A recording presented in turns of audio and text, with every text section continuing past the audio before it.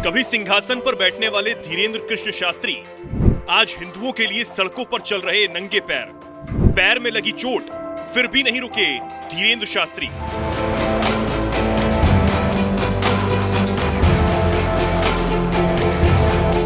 बागेश्वर धाम के सिंहासन पर बैठकर कभी भक्तों की फरियाद सुनने वाले महंत धीरेन्द्र कृष्ण शास्त्री आज सड़कों पर नंगे पांव चल रहे हैं। जिन धीरेन्द्र शास्त्री के पास पहुंचना भी कभी कभी भक्तों के लिए मुश्किल हो जाता है और आज उन्हें कोई मोबाइल फेंक कर मार देता है।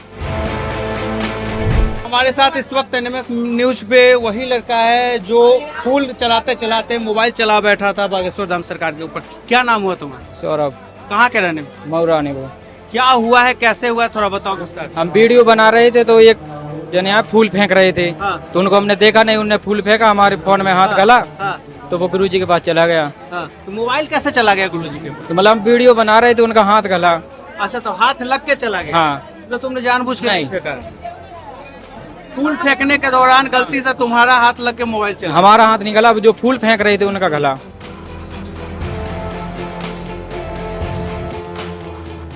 आज अपनी सुरक्षा को भी दांव पर लगाकर धीरेन्द्र शास्त्री अगर सड़कों पर नंगे पैर चल रहे हैं तो सिर्फ इसलिए क्योंकि उनका मिशन है जातियों में बटे हिंदुओं को एकजुट करना। इसलिए बागेश्वर धाम की गद्दी संभालने वाले धीरेन्द्र कृष्ण शास्त्री छतरपुर से ओरछा धाम तक सनातन हिंदू एकता पदयात्रा निकाल रहे हैं और खुद इस पदयात्रा में पैदल ही 160 किलोमीटर दूर ओरछा धाम की दूरी नापने के लिए निकल पड़े हैं। इस दौरान उनकी पदयात्रा जब झांसी में पहुंची तो एक वक्त ऐसा भी आया जब पैदल चलने की वजह से उनके पैर घायल हो गए और पट्टी करते वक्त उनको असहनीय दर्द होने लगा, जो धीरेन्द्र शास्त्री के चेहरे पर साफ दिख भी रहा था।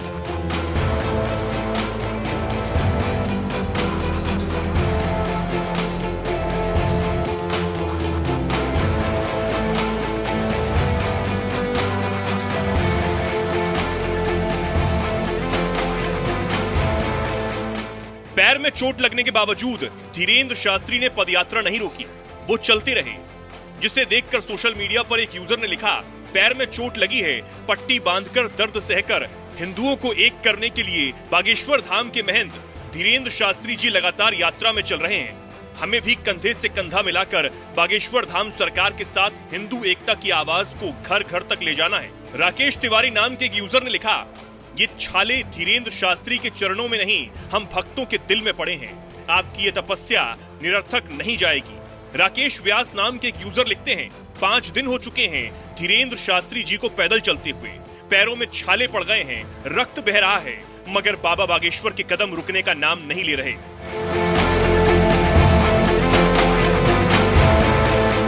पैर में चोट होने के बावजूद पदयात्रा कर रहे धीरेन्द्र शास्त्री को लेकर सोशल मीडिया पर कुछ इसी तरह की प्रतिक्रियाएं सामने आ रही हैं। तो वहीं आपको बता दें, इसी यात्रा के दौरान कुछ तस्वीरें ऐसी भी आईं जब धीरेन्द्र शास्त्री कभी सड़क पर ही आम लोगों के साथ भोजन करते भी दिखे, तो कभी संजय दत्त जैसे दिग्गज बॉलीवुड एक्टर को भी सड़क पर बैठने के लिए मजबूर कर दिया।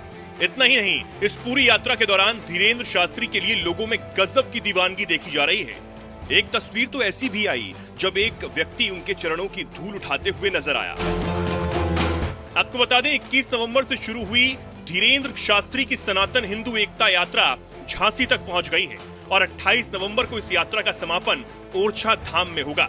बहरहाल, हिंदुओं को एक करने के लिए यात्रा निकाल रहे धीरेन्द्र कृष्ण शास्त्री की इस पहल पर आपका क्या कुछ कहना है? अपनी राय हमें कमेंट बॉक्स में जरूर बताएं। साथ ही इसी यात्रा में पहुंचे सुप्रीम कोर्ट के दिग्गज वकील अश्विनी उपाध्याय ने क्या कुछ कहा, आइए आपको सुनाते हैं। गाय को रोटी खिलाना गुरुदेव धर्म की जय है और गौ तस्कर को जेल में डाल देना अधर्म का नाश है। आप धर्म की जय करिए, मैं सुप्रीम कोर्ट में अधर्म का नाश करूंगा। यही मेरी ड्यूटी है। अब तक सनातन धर्म के लिए 200 से ज्यादा PIL दिल्ली हाई कोर्ट और सुप्रीम कोर्ट में कर चुका हूं। घुसपैठ नियंत्रण, धर्मांतरण नियंत्रण, जनसंख्या नियंत्रण, love jihad, land jihad, article 370, article 35A, uniform civil code, uniform endowment code, मठ मंदिर मुक्त हो, ऐसे ऐसे अनेक अनेक विषय हैं। मेरा मानना है धर्म की जय करना जितना आवश्यक है, अधर्म का नाश करना उतना ही आवश्यक है। घर वापसी कराना धर्म की जय है और धर्मांतरण कराने वालों के ऊपर एनएसए लगाना, यूएपीए लगाना, वेजिंग वॉर लगाना, देशद्रोह लगाना, गैंगस्टर एक्ट लगा के उनकी नागरिकता खत्म करके हमेशा के लिए जेल में डाल देना, यह अधर्म का नाश। और अधर्म का नाश किए बिना धर्म की जय नहीं होती, दोनों बराबर चलने चाहिए। गुरुदेव, आप धर्म की जय कर रहे हैं, मैं इसके लिए बारंबार आपको प्रणाम करता हूं, आपको नमन करता हूं।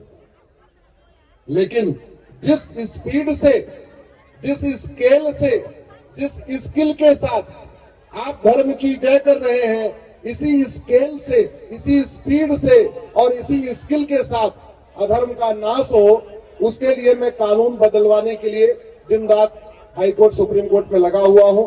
यही मेरा काम है। दुर्योधन का ननिहाल गुरुदेव गंधार, जहां से माता गांधारी आई थी, अब वो अफगानिस्तान हो चुका है। न ब्राह्मण है, न क्षत्रिय है, न वैश्य है, न दलित है, न हिंदू है, न जैन है, न बौद्ध है, न सिख है। हम वहां घटे, हम वहां कटे और वो दुर्योधन का ननिहाल गंधार अफगानिस्तान बन गया। राजा भरत का ननिहाल, जहां से माता कैकेयी आई थी, घुसपैठ, धर्मांतरण, जनसंख्या विस्फोट के कारण हम वहां घटे और जब घटे तो कटे और इतना कटे वो पाकिस्तान बन गए।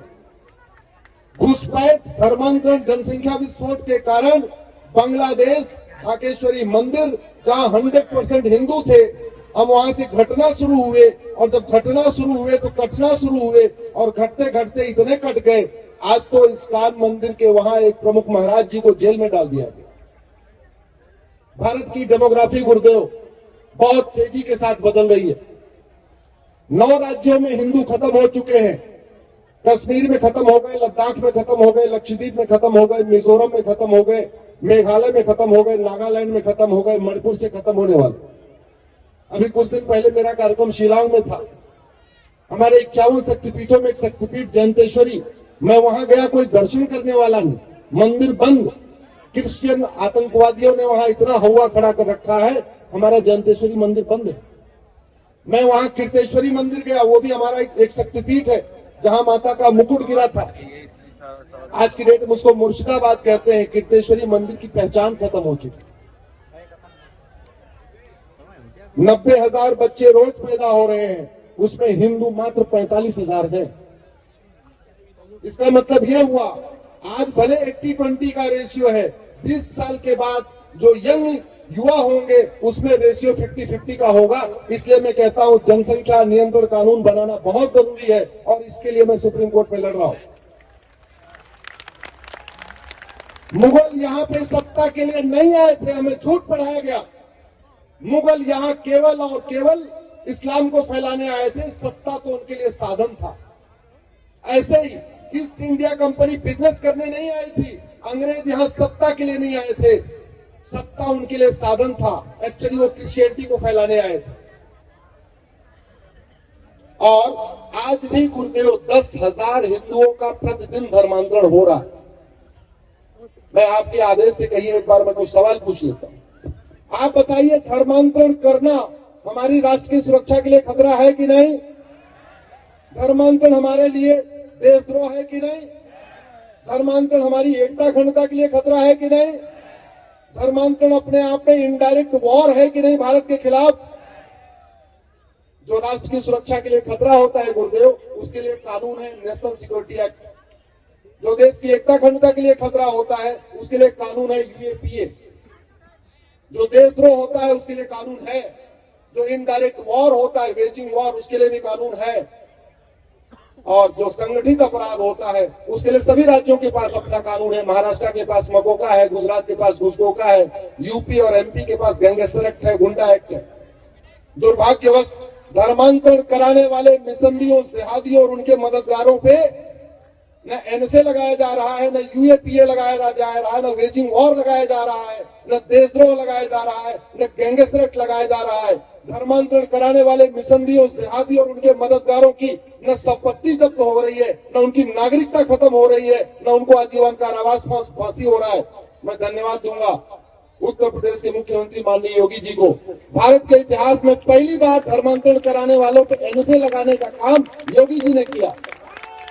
भारत के इतिहास में पहली बार धर्मांतरण कराने वालों को आजीवन कारावास दिलवाने का काम भी योगी जी ने किया।